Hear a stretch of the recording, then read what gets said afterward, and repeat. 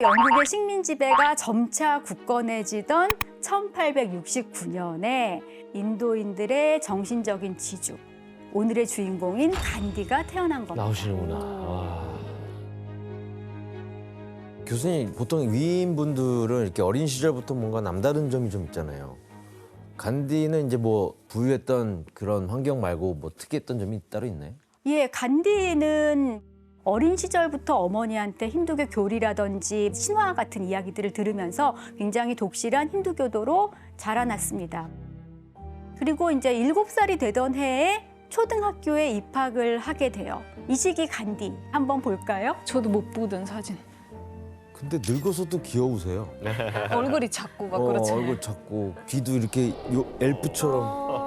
귀 그때도 컸어. 영특하게 생겼네. 자, 이 당시가 학교에 들어갔을 시절 모습인데 수줍음이 굉장히 심하고 아주 내성적이었다고 합니다. 얼마나 내성적이었냐면은 수업이 끝나면 집으로 막 뛰어왔다고 그래요. 왜 맨날 이렇게 뛰어다녔을까요, 간디가? 사람들 마주칠까 봐. 맞습니다. 혹시 천천히 걸어가면은 누가 자기한테 와가지고 말 걸까 봐. 네? 그게 겁이 나서 아무도 말 못 걸게 하려고 막 뛰어갔다고. 귀엽다. 그런 이야기가 귀엽네. 있어요. 진짜요? 그러면은 이렇게 수줍어서 친구라고는 수업하고 책밖에 없었다고 하는데 그럼 간디는 학습 능력이 어땠을까요? 공부 잘했을까요? 잘해야 맨날 책만 되는 거 보면 아니에요? 그쵸. 그러니까요. 간디가 스스로 얼마나 공부를 잘하는 아이였는지에 대해서 남긴 글이 있어요, 자서전에. 구구단을 외는 것이 힘들었다. 그 시절 다른 것보다도 선생을 이런저런 별명으로 부르기를 배웠던 게 기억난다는 건 내 지능이 낮았고 기억력이 미숙했음을 잘 보여준다. 학습 능력은 그다지 좋지 못했습니다. 근데 유독 못 따라갔던 과목이 하나 있었는데 그게 바로 수학? 영어였습니다. 아, 영어? 영어. 영포자였던 거죠. 그런데 학업에 더더군다나 집중하지 못했던 한 사건이 일어나게 됩니다. 뭐죠? 이 일로 인해서 어린 간디의 삶이 크게 흔들리게 되고요. 일생일대의 변화를 맞게 되는데요. 그건 바로 사랑이네요, 사랑. 아, 사랑이야. 초등학교 입학 전에 이미 여러 번의 약혼을 했었습니다. 어머. 와. 근데 약혼자들이 어린 시절에 다 병으로 죽었대요. 그러니까. 그래서 14살에 결혼을 하게 된 거였습니다. 에? 결혼을 하게 된 거였습니다. 에? 아니 뭐 짝사랑에 빠진 것도 아니고 결혼이라고요? 상방이네 그러면. 14살에 결혼을 한다고요? 14살에 조선시대 결혼을 아니에요, 했다는 게 어. 진짜 너무 충격적이거든요. 위인전에서도 안 나왔던 것 같은데 왜 그렇게 어린 나이에 결혼을 한 거예요? 당시 인도에는 조혼 제도가 있었어요. 우리나라 조선시대에 굉장히 어린 나이에 결혼을 했던 것처럼 인도도 예전에는 어린 나이에 결혼들을 많이 시켰습니다. 그래서 14살 되던 해에 둘이 이제 결혼을 하게 되는 거죠. 어머. 14살에 결혼을 했으면 굉장히 어린 나이잖아요. 네. 굉장히 어린 나이라서 첫날 밤을 어떻게 치를까? 와. 어머. 걱정이 돼서 와. 형수님이 첫날 밤 치르는 방법을 가르쳐 주었다고 합니다. 아 그때 누가요? 뭐 성교육도 형수. 없었으니까. 형수님이? 네. 뭐 아빠도 아니고 네, 갑자기 간디 자서전에 보면은 형수한테 그거를 네? 어떻게 하는지 설명을 들었다라고 되어 있어요. 형님도 있을 텐데. 그러니까 형님은 뭐 하시고 갑자기 형수님이 그렇게 강렬한 첫날 밤을 보낸 간디는 그때부터 온종일 아내 생각만 했다고 합니다. 그러면서 좀 굉장히 어린 나이인데 성욕에 일찍 눈을 뜨게 됐다고 아이고. 그래요. 자연스럽기도 하지만. 이런 것도 몰랐네요. 그래서 밤에 잠을 잘 안 자니까 학교도 자주 빠지고 이래서 결국은 이 한 학년을 유급당할 위기에 처하게 됩니다. 다행히도 구사일생으로 겨우 유급은 면했지만 뭐 진도를 제대로 따라가기가 굉장히 어려웠기 때문에 성적은 엉망일 수밖에 없었죠. 근데 또 이 시기에 굉장히 우리가 예상하기가 어려운 일탈 행동을 벌이게 되는데요.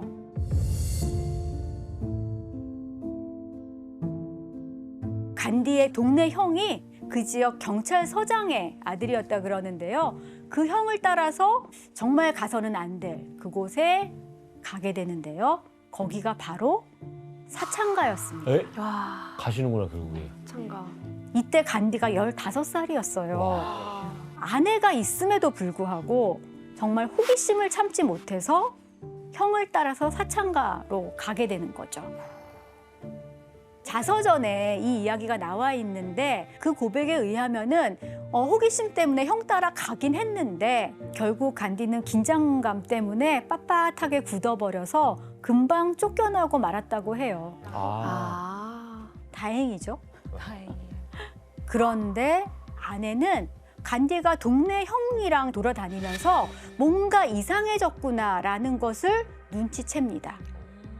그 형과 관계를 정리해라 라고 간디를 좀 닥달하기도 했었대요. 하지만 간디는 그 형을 따라서 고기를 먹기 시작합니다. 이게 엄청난 일이에요. 간디 집안은 제일 엄격한 규율을 가진 비슈누파에 속하는 집안이었습니다. 비슈누파 사람들은 동물을 죽여서 육식을 하면은 내 영혼이 더러워진다라고 생각했어요. 심지어는 이 머릿니조차도 함부로 죽이지 못하는 아주 엄격한 계율을 강조하는 집안이었는데 이런 분위기 속에서 육식을 한다라는 것은 거의 상상할 수도 없는 그런 일탈행위였던 거예요. 그 왜 따라 먹은 거예요, 형을? 당시 간디는요 도둑이라든지 귀신, 뱀 뭐 이런 거 굉장히 무서워했다라고 그래요. 난 그래서 지금의 간디가 더 무서운데요. 자기 스스로 나는 참 겁쟁이다 이렇게 부르기도 했습니다. 근데 고기를 먹으면 나도 우리 형처럼 강해질 수 있겠구나 이렇게 생각을 하고 부모님 몰래 생전 처음으로 염소 고기를 맛보게 되는데요. 어떤 반응을 보였을까요? 너무 맛있었겠죠. 생전 맛있었다. 처음 먹어보는 고기 얼마나 맛있겠어요. 정말요? 저는 처음 먹었을 때 토했어요. 아, 진짜. 한국 와서 처음 먹었었는데 너무 힘들어서 뭔가 누구를 씹어먹는 느낌이 너무 힘들어서 진짜? 못 먹었어요, 처음에. 네, 간디는 니디 씨랑 거의 똑같은 경험을 했습니다. 아. 염소 고기가 도저히 먹을 수가 없어서 다 개원했다라고 합니다. 그런데 간디의 일탈은 아직 끝이 아닙니다. 어떤 남자가 이거 하는 그 습관을 가진 것을 지켜봤다 그래요, 간디가. 이거를 하는 걸 보고 나도 저걸 좀 따라 해봐야겠다라는 단순한 생각으로 일삼았던 일탈은 바로 담배 피우기였습니다. 그 당시 간디는 나이가 아직 어리니까 입으로 담배 연기를 후 하고 내뿜는 모습이 굉장히 그러니까. 재밌다고 생각했대요. 그래서 이제 처음에는 어른들이 피우다가 버린 거 꽁초 모아서 피우다가 그쵸, 중학교 때 많이 하죠. 나중에는 그걸로 조달이 안 돼서 자기 형이 금팔찌를 가지고 있었는데 갖다가 팔아서 그걸로 담배값을 마련하기도 했었대요. 별거 다 했다. 하지만 이런 식으로 정말 도둑질까지 해가면서 아주 어렵게 담배를 샀는데 이 담배를 대놓고 피울 수가 없죠. 네. 몰래 숨겨야 되고. 야, 이거 내 인생 뭐냐. 어른들의 허락 없이는 아무것도 못하는구나. 이런 자괴감에 빠져서 독성이 강하다라고 알려져 있는 식물을 찾아서 그 씨를 두세 알 정도 삼켰다 그럽니다. 근데 정말 죽을 용기가 더 이상은 나지 않았던 거죠.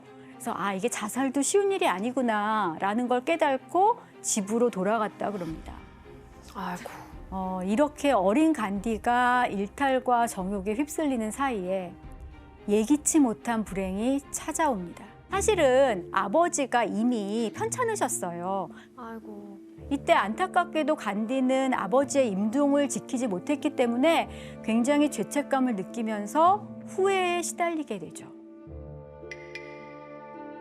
원래는 간디는 매일 밤마다 약간 다리를 주물러줬어요, 아버지. 근데 그날에 삼촌이 와서 오랜만에 와이프랑 잠잘 수 있었어요. 그때는 와이프는 만삭이었는데도 꼭 같이 자고 싶었어요. 근데 그때 아버지가 돌아가셔서 너무 약간 후회된 거죠.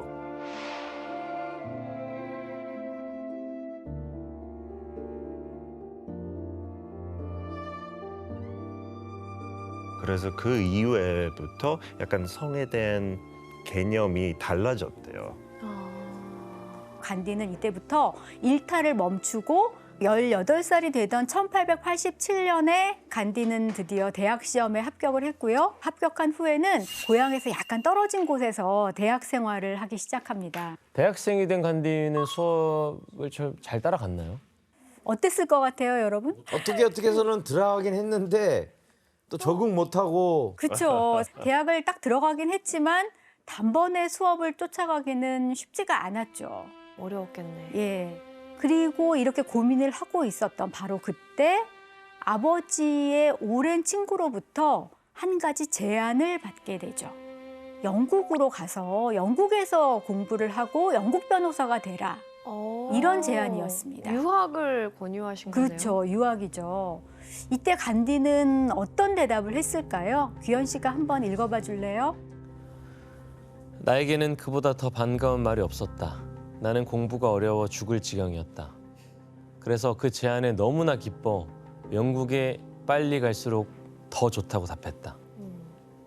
간디는 인도 대학은 그냥 포기하고 변호사가 되기 위해서 영국으로 가자. 이런 결심을 합니다. 더 어려운 걸 택하는데? 그러니까요. 더 어렵지 않아요? 지금 그 유학을 간다라고 했을 때 가족들은 그냥 다 찬성을 했나요? 근데 오히려 간디의 가족들은 유학에 대해서 굉장히 긍정적인 반응을 보였다고 그래요. 근데 오히려 생각지도 못했던 사람들이 반대를 합니다. 누구지? 뭐지, 사람들? 아, 그 친한 형. 그게 아니라 네, 놀아야 되니까. 인도에 카스트라는 계급 제도가 있는 것은 모두 다 들어보셨죠? 네. 예. 카스트라는 건 인도의 종교인 힌두교의 특유한 신분제를 말하는 건데요. 특정한 계층으로 이루어져 있죠. 근데 간디와 같은 카스트에 속해 있는 그 사람들이 간디의 유학을 막은 겁니다. 그 사람들이 관여를 해야 되는 거예요? 그렇죠. 좀 이상하죠. 카스트 제도에 부합하지 않는 건가요, 유학이? 그렇죠. 표를 한 가지 보면서 이야기를 해보겠습니다. 인도의 카스트는 브라만, 샤트리아, 바이샤, 슈드라 이렇게 4계급으로 이루어져 있었는데 그중에서 간디가 속해 있던 계급은 세 번째인 바이샤, 즉 상인 계급이었습니다. 거기에 사실은 이 4계급에 들어가지 못하는 더 낮은 존재들도 있었습니다. 이른바 불가촉 천민이라고 불리우는 사람들이죠.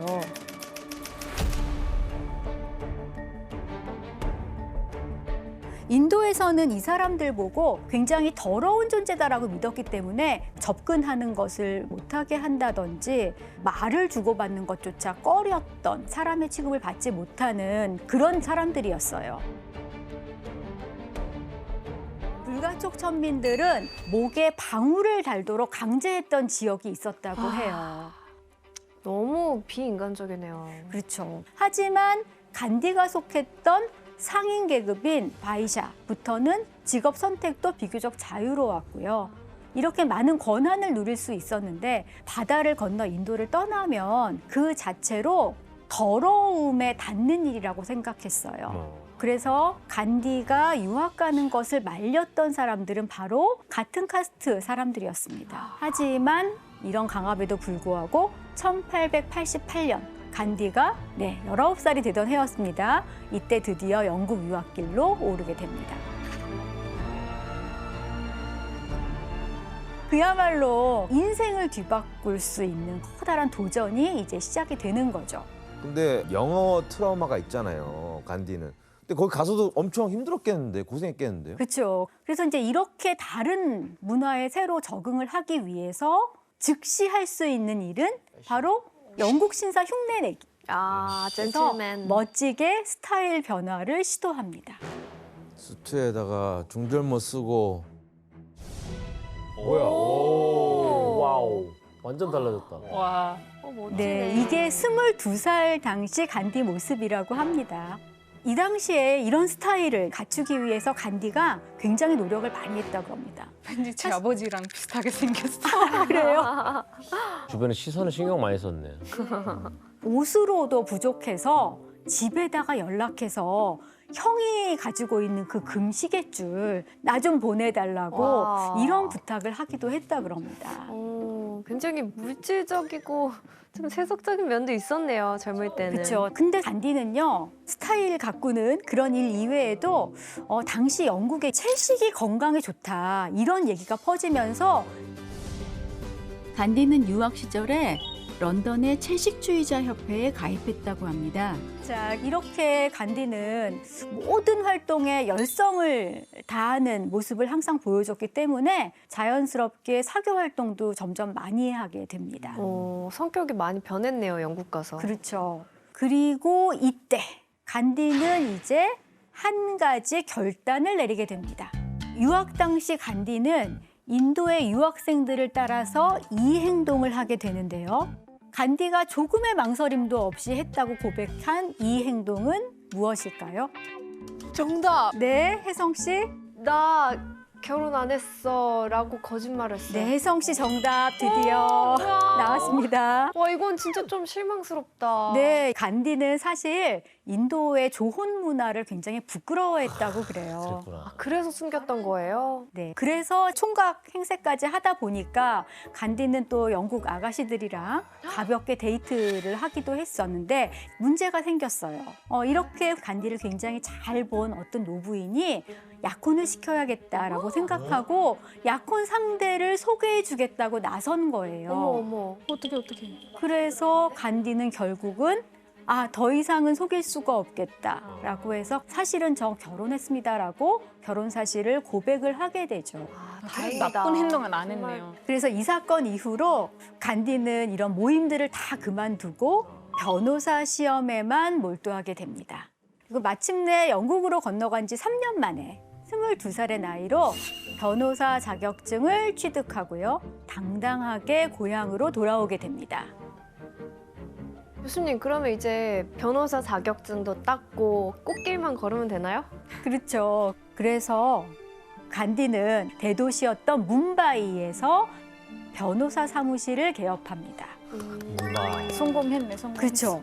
그리고 얼마 뒤에 드디어 첫 사건 의뢰가 들어오게 돼요.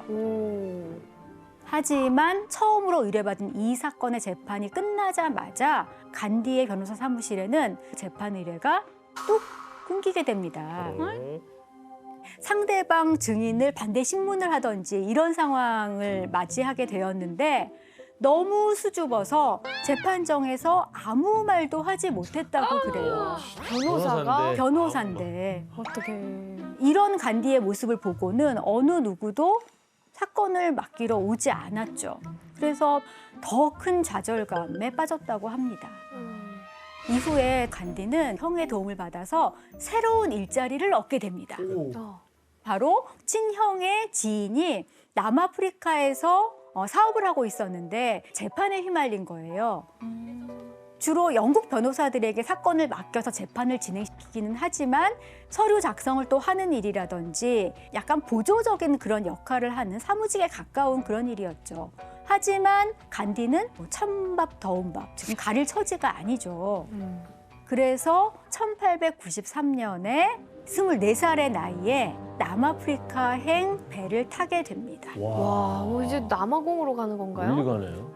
사실은 이 경험은 간디뿐 아니라 인도의 역사, 영국의 역사까지도 송두리째 바꿔놓는 엄청난 경험입니다. 네, 간디가 남아프리카 땅에 처음으로 도착한 곳이 바로 나탈이라는 주였는데요. 여기는 1843년부터 영국의 식민 지배를 받았던 그런 지역이었습니다. 그러다 보니까 아무래도 아프리카 원주민보다 오히려 아시아인들이 더 많이 사는 곳이었다고 그래요.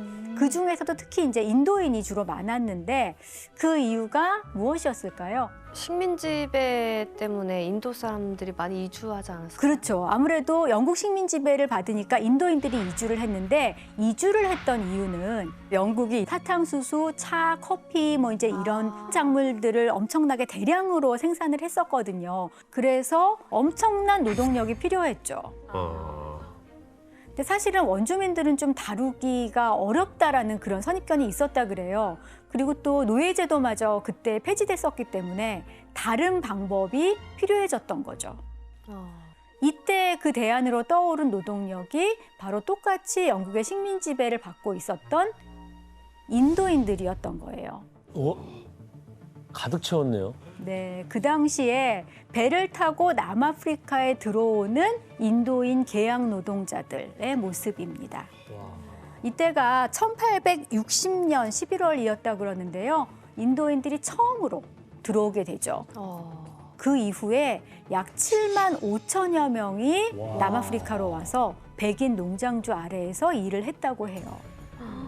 그래서 이제 이렇게 처음으로 인도인들이 남아프리카로 노동을 하러 떠난 지 30년 만에 간디는 인도인이 운영하는 회사의 소송을 돕기 위해서 1년 계약으로 나탈주로 가게 된 거죠. 간디는 도착하자마자 한 700km 정도 떨어진 지역으로 출장을 가게 되는데요. 이 여행길이 바로 간디의 일생에 엄청난 분기점이 되었던 간디 일생 최악의 수모를 겪는 일이죠. 도대체 어떤 일이 일어났을까요?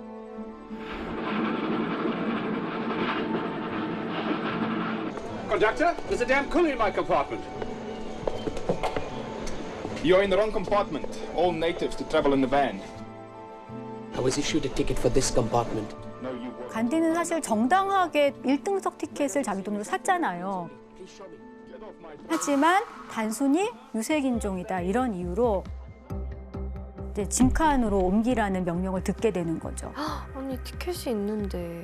하지만 거절을 하니까 결국은 기차에서 완전히 쫓겨나게 됐습니다. 그 인도에서 상층 계급에 속했던 사람이었고 영국 유학까지 다녀왔던 그런 변호사로서 이런 차별을 겪어본 적이 없는 것은 물론이고 겪게 될 거라는 생각도 해본 적이 없었을 거예요. 와 정말 별별 생각 다 들 것 같아요. 너무 모욕적이고 참을 수가 없었을 거예요. 그런데 기차 사건은 간디가 당했던 여러 가지 인종차별 중에 그냥 하나의 그냥 사건에 지나지 않았어요. 기차에서 쫓겨났잖아요. 그러면은 출장을 가던 중이었으니까 목적지까지 가기 위해서는 뭔가 뭐 또 다른 교통수단을 이용해야 했겠죠. 그래서 마차를 타게 됩니다. 하지만 거기서도 기차와 큰 다름 없는 그런 차별이 이어집니다. 마부가 하는 말이 Well, you can travel on the coachman seat. Aren't there any seats inside? Only Europeans. No natives and coolies. 거기라도 어쨌든 가야 했기 때문에 간디는 탔어요. 그런데 얼마 지나지도 않아서 더러운 발판 위에 앉으라고 이렇게 다시 명령을 한 거죠. 하지만 간디가 그럴 수 없다 이렇게 나서니까 마부는 결국 그의 따귀를 후려치면서 팔을 잡아서 끌어내렸대요. 이런 모습들을 보고서 승객들이 도와주겠다고 해서 겨우 자리를 하나 얻어서 타고 가긴 했다고 그래요. 아 너무 굴욕적이다. 처럼 간디는 남아프리카에 온 이후로 극심한 인종차별에 시달리게 됩니다. 그리고 인도인들이 얼마나 차별받으며 살고 있는지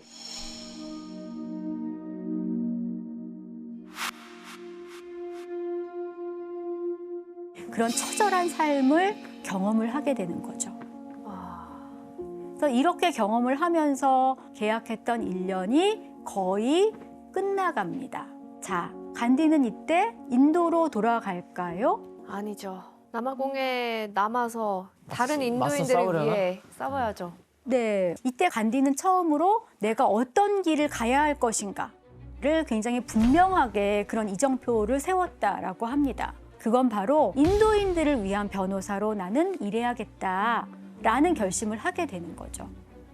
그래서 1894년 8월 22일 외부 세계에도 남아프리카에서 인도인들이 얼마나 차별받고 있는지 그 차별의 실상을 알려야겠다라는 목적을 가지고 나탈 인도인 회의라는 조직을 창설하게 됩니다.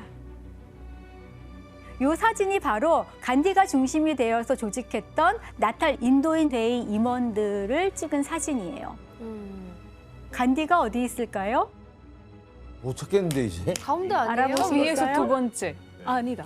그 위에 위에서 중간하죠. 중간이구나. 네 번째? 맨 위에 왼쪽에서 네 중간이에요? 번째. 그렇죠. 중간이네. 맨 윗줄에 서 중간. 있는 사람 중에 가운데에 있는. 코수염은 나 있지만 상당히 뭐 앳된 모습 아닌가요? 비교적 어려 보이죠? 그래도 네. 그렇죠? 이때 간디가 고작 25살이었습니다. 와, 진짜 어린 나이.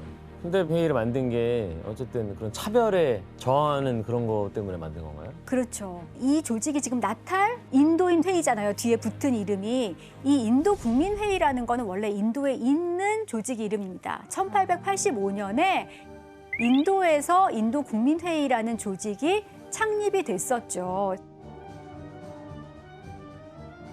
간디는 이런 인도 국민회의의 정치적 의미를 잘 알고 있었기 때문에 이런 의미를 담아서 남아프리카에도 독자적인 민족운동 조직을 결성을 한 겁니다.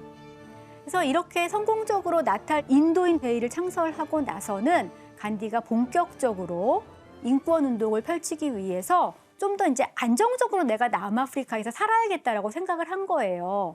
그래서 바로 인도에 있는 가족들을 불러들이죠. 오, 드디어 이제 드디어. 와이프 만나나요? 네, 드디어 이제 그렇게 해서 불러들이는데 간디가 이미 이제 인권운동, 뭐 인도 민족운동을 이미 남아프리카에서 시작을 했기 때문에 일부 백인들은 간디의 활동에 대해서 굉장히 불만이 많았어요. 그렇기 때문에 가족들이 항구에 도착하자마자 이동을 하는데 일부 백인들이 간디와 그의 가족을 발견하고 간디는 무차별적으로 폭행을 당하기까지 합니다. 네, 간디가 뭐라고 했을까요? 내가 어떻게 화를 낼 수 있겠습니까? 그들을 기소하는 것이 무슨 의미가 있습니까? 이런 상황에서 지혜로운 사람의 의무는 오직 인내로 고통을 견디는 것입니다. 나는 나 자신을 현명한 사람이라고 생각합니다. 그러므로 나는 나에게 가해진 고통을 견디는 것 외에 다른 선택이 없습니다.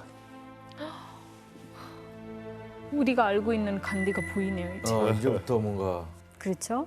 폭력에 폭력으로 대응하지 않죠. 그냥 고통을 견디는 것을 선택을 합니다, 오히려. 비폭력에 대한 간디의 신념은 금방 언론을 통해서 널리 알려지게 됩니다.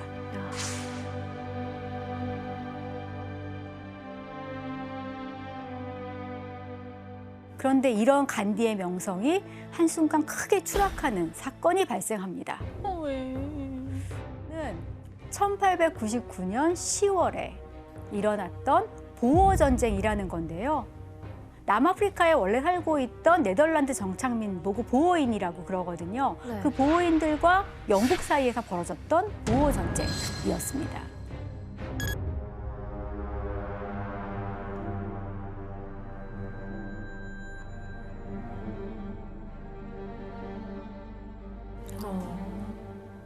근데 그 전쟁이 또 간디랑은 또 무슨 관계가 있죠?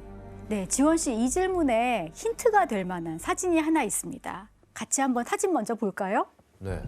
어메. 전쟁 참여를 했네? 진짜네?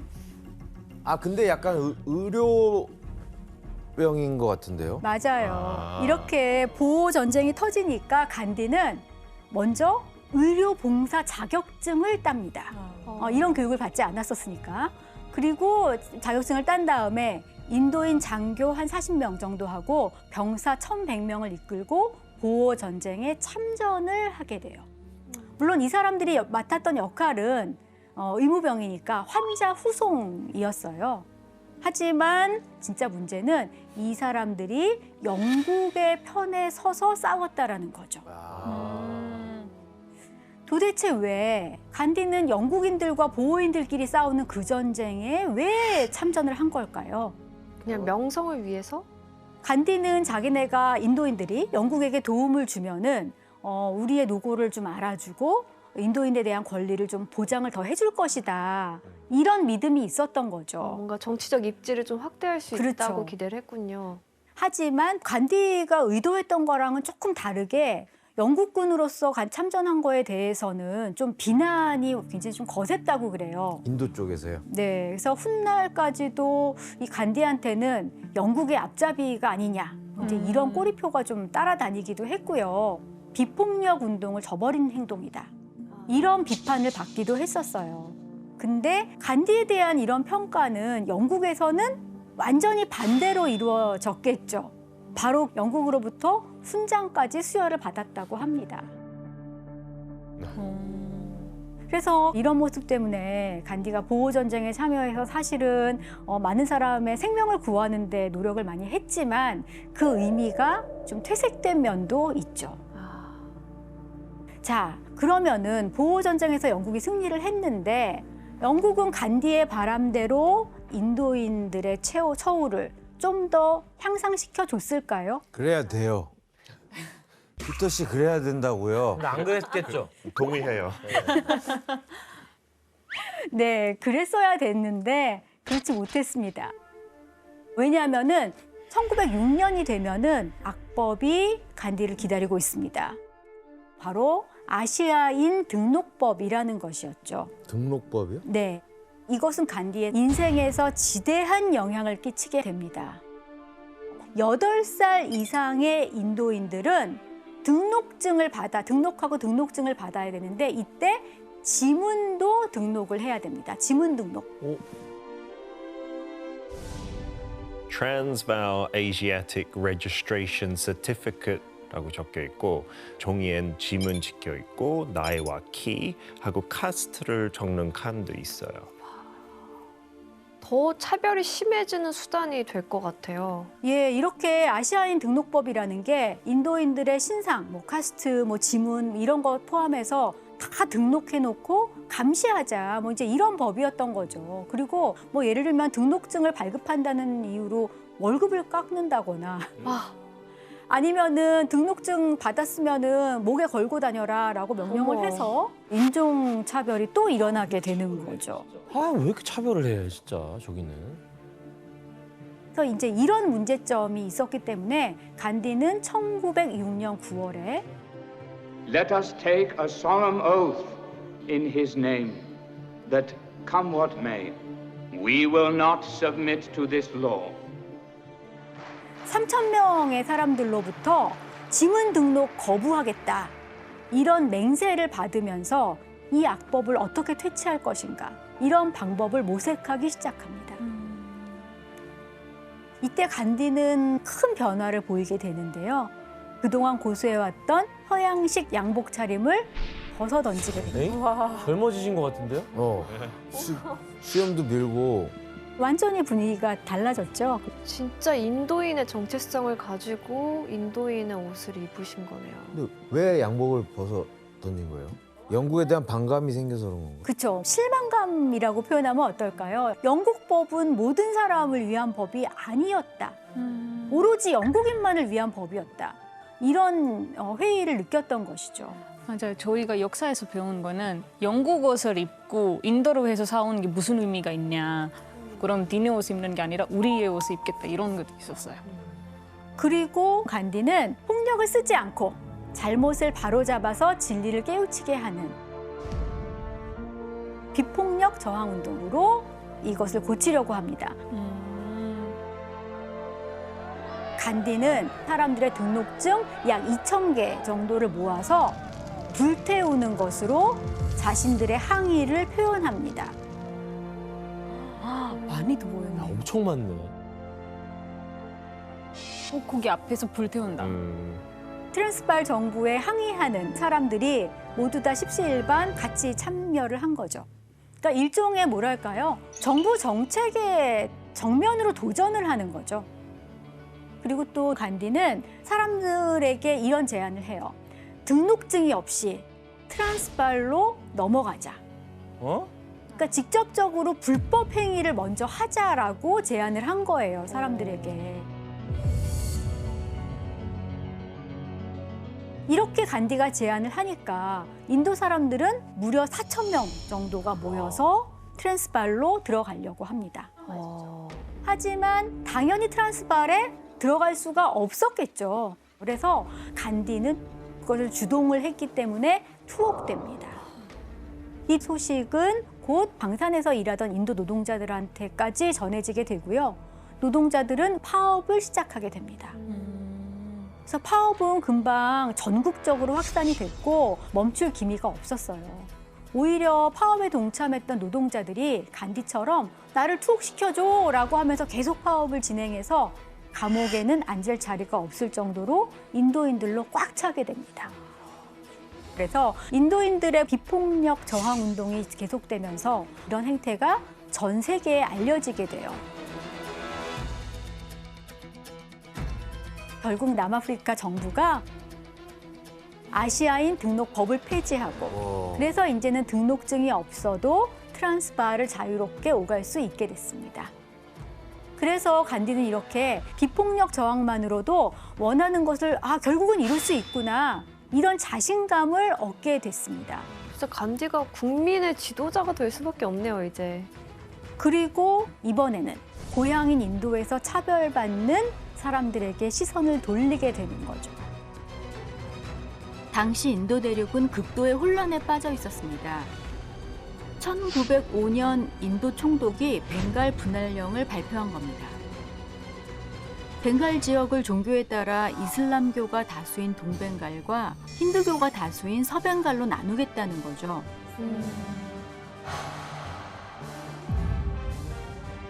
힌두교 세력들을 이슬람교도와 친해지지 못하도록 그 두 세력을 이간질시켜서 내부 분열을 일으킨다든지 민족주의의 전파를 막으려는 거였습니다.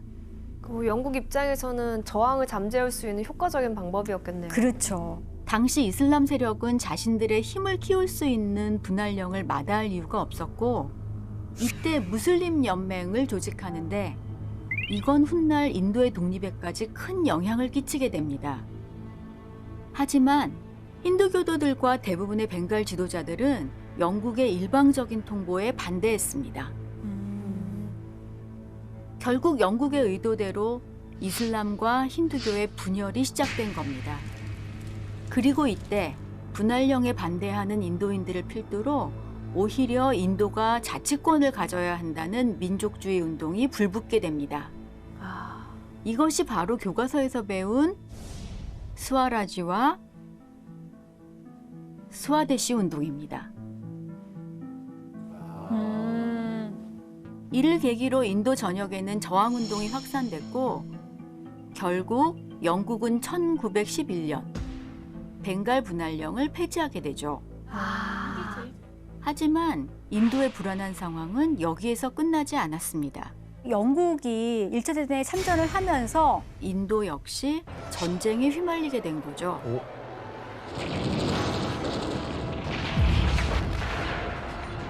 식민지였던 인도에서 수십만 명의 군인이 동원된 겁니다. 이렇게 인도가 전쟁에 휩쓸려 버린 바로 이때 간디가 1915년 46살의 중년이 되어서 고국으로 돌아왔습니다. 허름한 옷차림의 가난한 민족의 영웅 간디를 보기 위해서 엄청난 인파가 몰려들었다고 합니다. 이거 엄청나게 진짜 무슨 셀럽이 됐네요, 아예. 남아프리카에서 여러 가지 영웅적인 활동을 펼쳤기 때문에 이미 인도에도 널리 알려져서 국민적 영웅이 되어 있었던 거죠.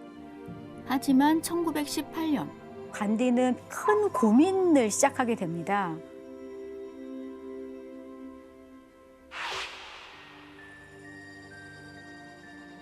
만약에 인도인들이 참전을 해서 영국이 정쟁에서 승리를 한다면은 인도인의 자치정부를 허용해주겠다라는 분위기를 풍겼어요. 간디는 고민 끝에 모병을 지지해달라는 인도 총독에게 편지를 쓰게 됩니다. 가까운 장래에 해외 자치령이 누리는 것과 똑같은 파트너가 되기를 열망하는 우리는 제국의 위험이 처한 이때 제국을 위해 자발적으로 확고한 지지를 보내야 한다고 생각합니다. 그러나 이것이 우리의 반응이 우리의 목표가 더욱 빨리 달성되리라는 기대에 의한 것임도 명백한 진실입니다.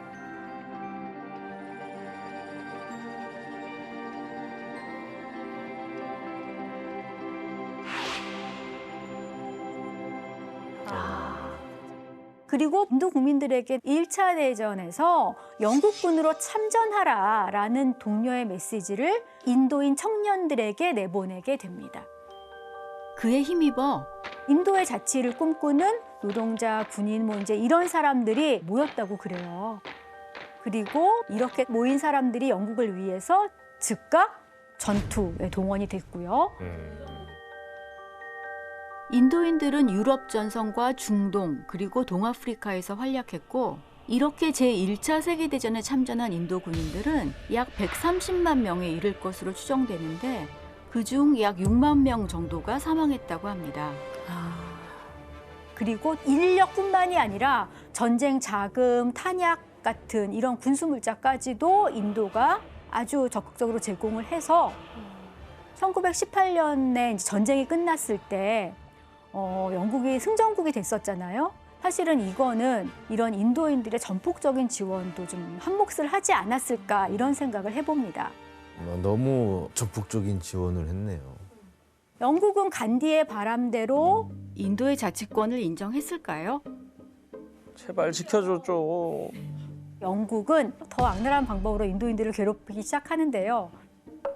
반발을 제압하기 위해서 1919년에 롤라트 법이라는 새로운 법률을 발표합니다.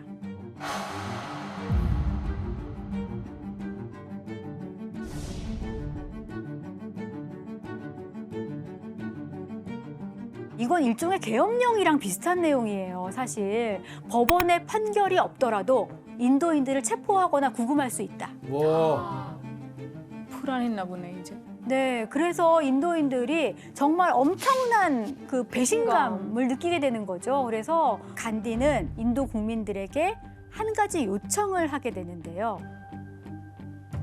영국 정부가 하는 일은 어떤 일도 협력해주지 말자. 뭐 일종의 파업을 선언한 것과 마찬가지였어요. 뭐 예를 들면은 학교 교사들은 다 사표 내고, 그다음에 정부기관에서 일하던 관직자들도 전부 다 자리에서 물러나고. 이렇게 되니까 인도의 모든 사업이 그대로 멈춰버린 거죠. 게다가 인도 북부 암리사르의 한 광장에서 만여 명의 인도인들이 모여서 롤라트법 철폐를 요구하는 시위를 벌이게 됐어요. 그래서 영국은 자신들이 만든 법을 즉각 적용합니다. 막 총 쏜 거 아니야? 야, 장갑차를 갖고 왔어? 이 사건이 벌어진 곳은 담으로 폐쇄된 공원이었어요. 가장 큰 정문에서는 영국군이 막아서서 못 나가게 하고, 그래서 어디로도 도망칠 곳이 없는 상황에서 영국군은 인도 사람들을 향해서 무차별로 총격을 가한 거죠. 인도 군인들도 아니고 그냥 민간인들. 그러니까요. 네.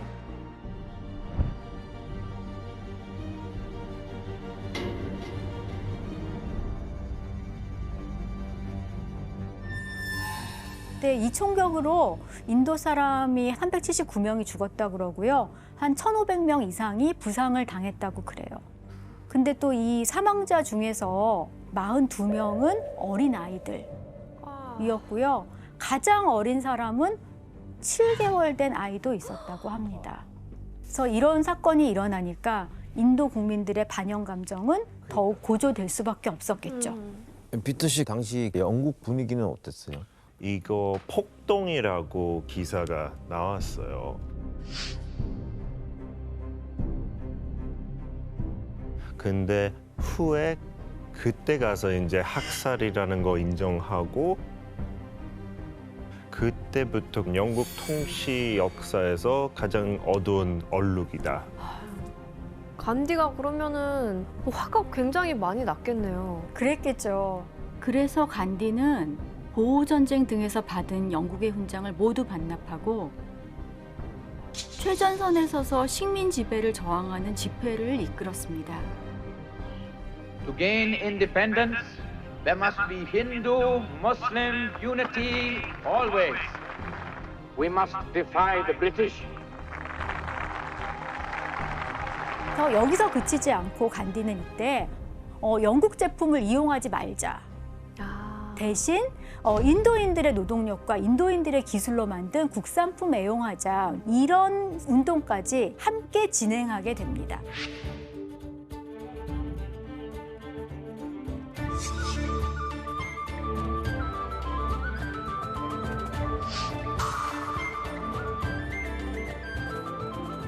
와. 엄청난데요, 이거 진짜로? 그리고 우리가 익히 보아왔던 간디의 모습이 바로 이때부터 굉장히 유명하게 전해지게 되는데요. 맞아요. 교과서에서 많이 네, 봤던 굉장히 사진이에요. 익숙한 그런 사진이죠. 너무 마르셨는데. 너무 말랐다. 네, 너무 마르셨어요. 간디가 물레를 돌리는 이 모습은 바로 이 상황에서 비롯된 겁니다. 와, 그랬구나. 간의 수공업이네요. 그렇죠.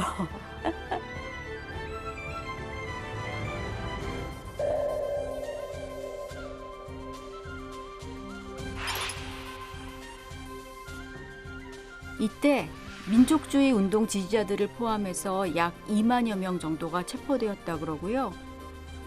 간디는 선동죄로 6년형을 선고받고 투옥됩니다. 하지만 그는 감옥에서도 2차례 단식을 하거나 물레를 돌리면서 영국에 대한 저항을 멈추지 않았습니다.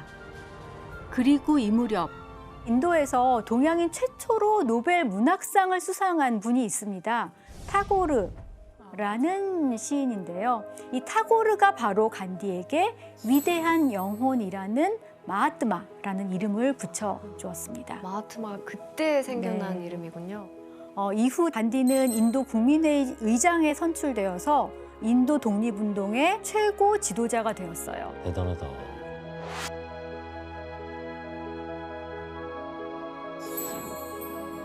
와.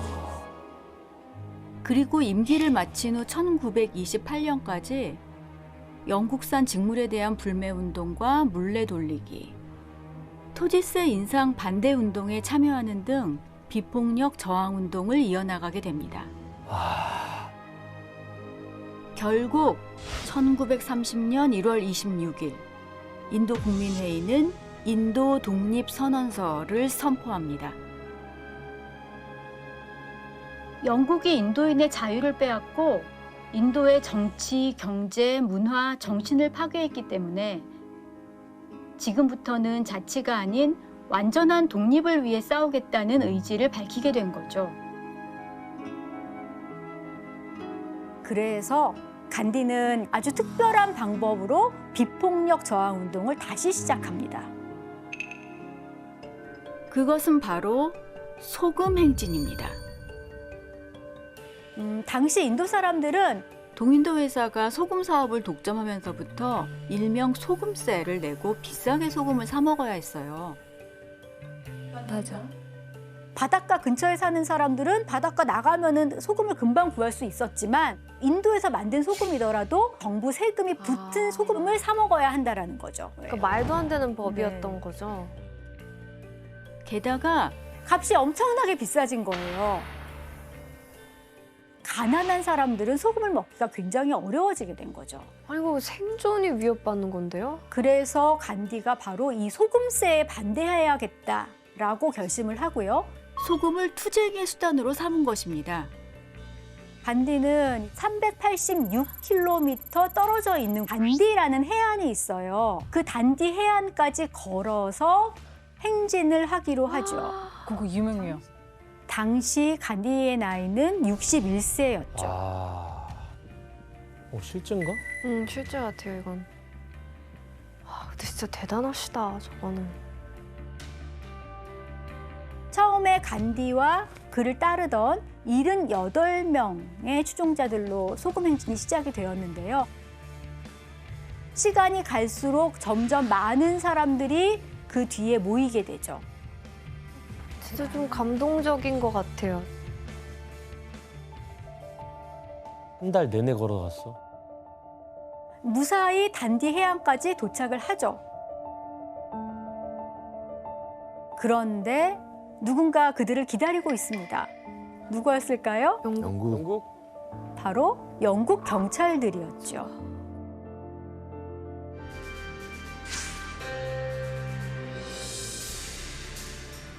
그리고 영국 경찰들은 폭력을 동원해서 시위대를 제압하게 됩니다. 갑자기 명령 한마디에 수십 명의 경찰들이 다가오는 시위자들에게 달려가서 쇠끝 달린 몽둥이로 머리통을 후려치기 시작했다. 몽둥이를 막기 위해 팔 하나 들어올리는 시위자도 없었다.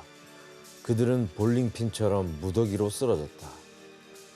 맨머리에 몽둥이가 떨어지는 소름 끼치는 퍽퍽 소리가 내가 서 있던 곳까지 들려왔다.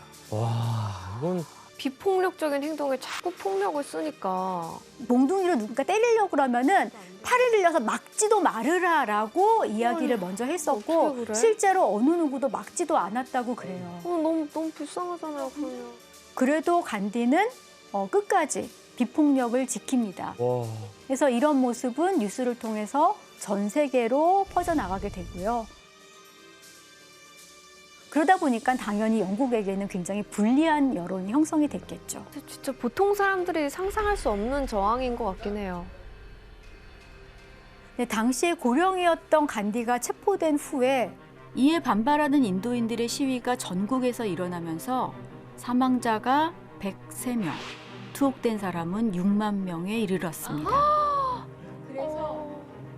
그렇게 하니까 전 세계에서 간디를 왜 체포했느냐, 체포에 항의하는 편지가 쏟아졌다고 그래요. 그래서 영국은 또 이제 이런 전 세계적인 반응에 대해서 아무래도 압박을 느낄 수밖에 없었겠죠. 그래서 결국은 간디를 풀어주게 되고 인도에서 가정용으로 사용하는 소금은 생산할 수 있다. 이렇게 허용을 해주게 됩니다. 또 법이 바뀌었네요, 그렇죠. 간디 덕분에. 그래서 이후에 간디는 유럽 지역들을 돌면서 사람들에게 인도 독립이 왜 필요한지에 대해서 연설을 하게 되죠. 와.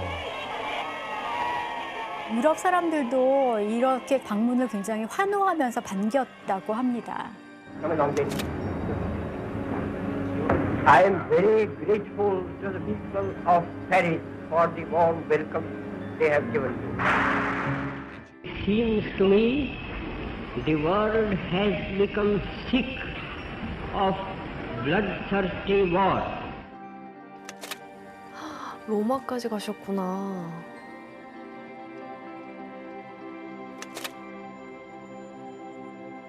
I must ask you to believe me when I say that I have never made a statement of this description, that the masses of India, if it became necessary, would resort to violence. It is complete independence that we want. 그 마음이 느껴져요. 그래서 많은 지역에서 이렇게 열렬하게 환영을 받았는데 이런 간디의 모습을 굉장히 못마땅하게 여겼던 사람도 물론 있었다고 그러죠. 누구였을까요? 영국이죠. 네, 영국에서도 처칠? 바로 윈스턴 처칠이죠.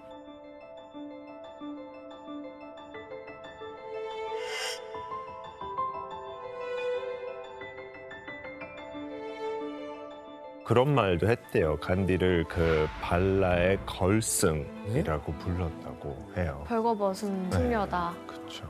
혜타 씨, 처칠은 간디를 왜 이렇게 싫어했던 거예요? 영제국 중에도 인도는 되게 크고 자원이 많으니까 왕관 중에 가장 빛나는 보석이다. 그래서 인도가? 그거 읽게 하는 간디 싫어할 수밖에 없었죠. 처칠 입장에서. 자, 이렇게 자유를 향해서 비폭력 저항 운동이 계속되면서 영국의 입지는 점점 줄어들어 갈 수밖에 없었습니다. 그러다가 1939년 일어난 게 바로 제2차 세계대전이죠.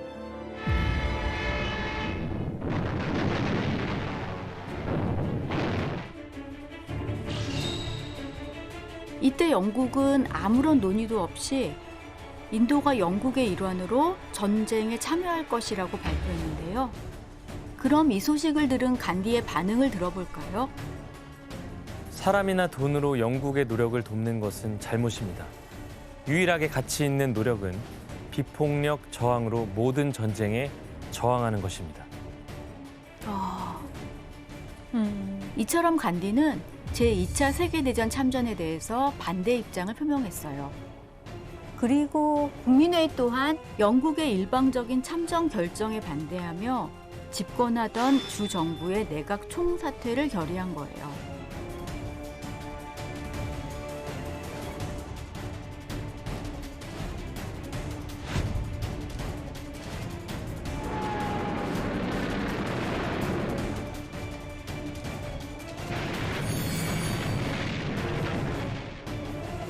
결국 영국이 인도에게 자치권을 빌미로 도움을 요청하게 됩니다.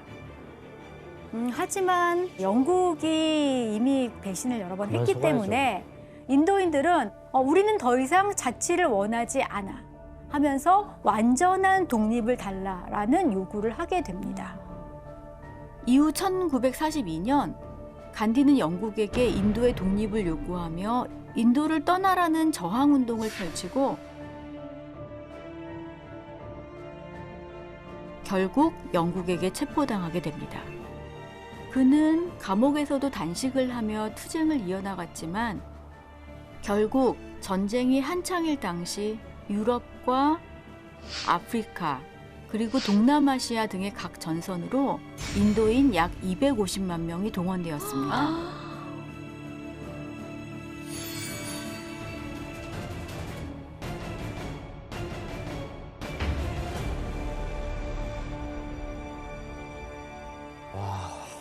게다가 1944년 인도의 상황은 더욱 처참해지게 됩니다. 사상 최악의 벵갈 대기근이 벌어진 거예요.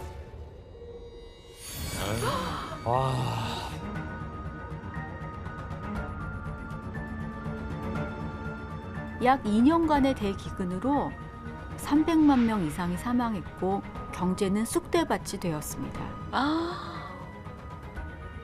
결국 제2차 세계대전이 막을 내린 1945년 인도의 독립운동은 점차 거세지기 시작해요.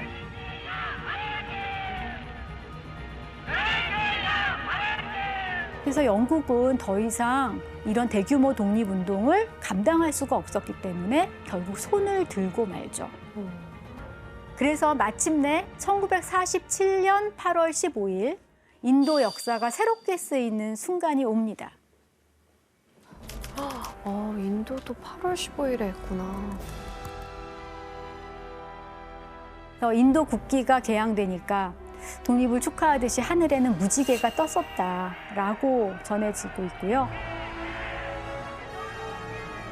셀 수 없이 많은 인도인들 독립을 축하하러 거리에 뛰어나와서 인도 만세를 외치면서 모두 다 함께 기뻐했습니다. 독립을 맞이해서 기뻐하는 사람들 표정이 정말 밝죠. 네. 1757년부터 시작해서 이때 1947년까지 한 190년 정도 되죠. 아주 길었던 영국의 식민 지배가 이제 완전히 끝이 나게 되는 거죠. 이렇게 모든 인도 사람들이 축하했던 독립이었는데 간디는 이 자리에 있지 않았어요. 왜요? 사실은 인도의 독립 방법에 대해서 굉장히 많은 또 논란이 있었어요. 가장 큰 문제는 힌두교와 이슬람교의 입장 차이였어요. 무슬림 연맹의 대표였던 무함마드 알리 진나를 필두로 한 이슬람교도들은 이슬람을 믿는 사람들의 나라를 세워야 한다고 주장했어요. 반면 간디와 함께 인도 국민회의를 이끌었던 자와할랄 네루와 일부 힌두교도들은 독립 인도는 하나의 헌법 아래 묶인 하나의 국가여야 한다고 반대했어요.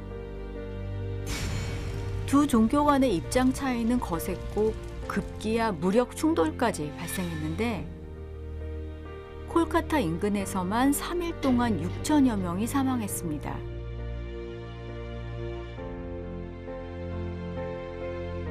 갈수록 상황이 심각해지면서 처참한 사륙과 파괴가 수개월간 이어지게 되죠.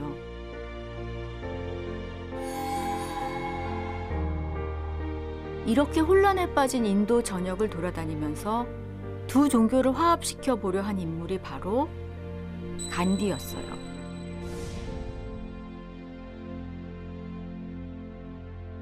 무슬림이 힌두교도를 전멸시킬 것이라고 믿는다면, 힌두교도가 무슬림을 전멸시킬 것이라고 믿는다면 나는 그들에게 무엇을 얻을 수 있는지 묻고 싶습니다. 모든 종교는 평등하며 동일한 신앙에 기초하고 있습니다. 우리는 힌두교도에 의한 무슬림 학살을 기뻐해서는 안 됩니다. 하지만 간디의 노력에도 인도 국민회의와 무슬림 연맹은 분리 독립을 하기로 영국과 합의했고 각각의 임시 정부를 만들게 됩니다.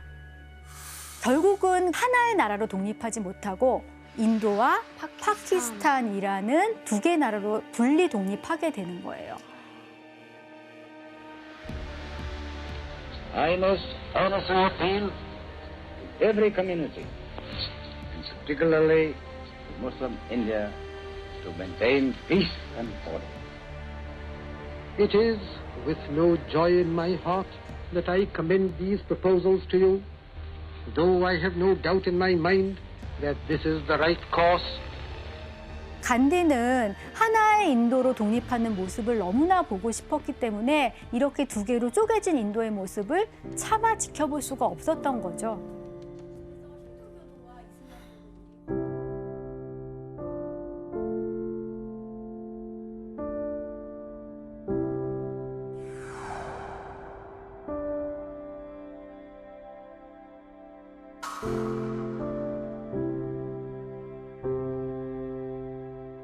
힌두교와 이슬람교의 화해를 위해서 이미 고령이 되었던 간디는 단식을 하면서 두 종교의 화합을 위해서 기도했어요. 아, 연세도 있으신데. 하지만 단식을 마치고 2주도 되지 않았던 1948년 1월 30일 이런 간디의 행동을 못마땅하게 여겼던 어떤 극렬 힌두교도가 간디를 암살하게 되죠. 가슴에 총을 맞고 쓰러져서 일어나지 못합니다. 아유.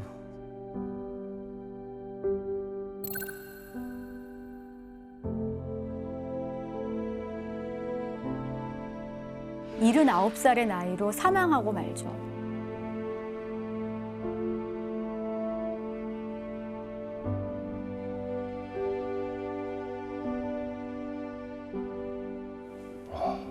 사람들 진짜 많네요. 간디의 장례 행렬은 무려 한 9km 정도나 이어졌다고 그래요. 그의 죽음은 라디오 방송을 통해 인도 전역에 알려졌고 인도인들뿐만이 아니라 전 세계 사람들이 간디의 죽음을 애도했습니다. 왠지 마지막 장면을 보고 약간 마음이 좀 너무 그랬는데 대단한 사람 중에 하나였구나라는 생각을 더 다시 하게 되는 것 같아요. 비폭력 저항 운동의 어쩌면 시초라고 할 만한 인물이었죠, 간디는. 이후에 여러 곳에서 일어났던 인권 운동에 엄청난 영향을 끼치면서 모든 세계인들의 정신적 지주 역할을 해왔습니다. 이런 위인임에도 불구하고 우리가 위인전에서 읽으면서는 알기 어려웠던 그런 간디의 새로운 모습들이 지금도 조명이 되면서 또 다양한 평가를 받고 있기도 합니다. 간디는 생전에 이런 이야기를 남겼다고 해요. 저도 굉장히 마음에 담고 있는 말인데 세상을 변화시키고 싶다면 당신부터 변화된 삶을 살아라. 오늘 그 변화의 힘을 느낄 수 있는 시간이 되었기를 바랍니다.